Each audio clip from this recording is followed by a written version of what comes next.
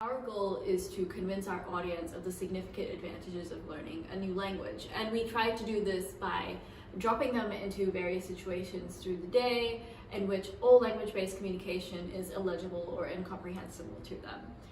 Because of how difficult the situation is to navigate, we hope that that would encourage people to go out there and learn a new language, for example, like German with the Goethe Institute.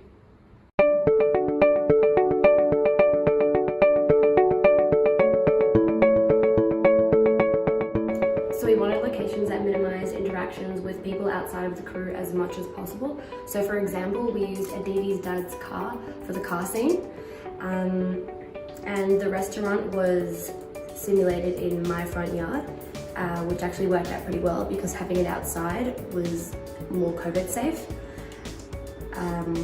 In terms of props, we actually used turmeric and water to simulate white wine for the alcohol part of the scene. And that actually ended up being the crux of our conflict in the whole simulated argument. So all actors were from amongst the crew, and we allowed Aditi, the director, and me, the camera person, to be extras for most of the scenes without actually disrupting the immersiveness. So we made use of natural lighting in all cases, which worked out pretty well because it meant we didn't have to hire out any artificial lighting. So since the film was told from a first-person point of view, we tried to have the camera at eye level as much as possible, putting it on a tripod for all the scenes with the exception of the car scene, where we couldn't use the tripod because it was unstable while driving. So instead, we secured it to the seat of a chair. Now, whenever interacting or acting with the camera, we tried to treat it like a person, calling it cam, making motions, looking at it, asking it questions, even if we didn't hear it. Most of the post-production was focused on sound treatment and editing of text.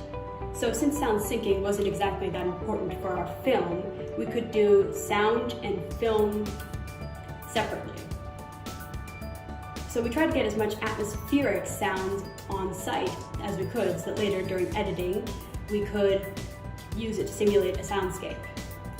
Everything we did was to make sure the camera and therefore the viewer was active and present within the scene, therefore creating that immersive experience that we were looking for.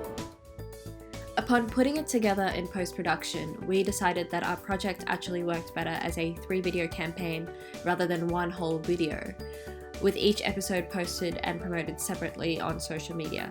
We felt that because each segment, 2 to 3 minutes long, had their own storylines, they required their own conclusion, and it would be easier to consume these 2 to 3 videos on their own rather than all together.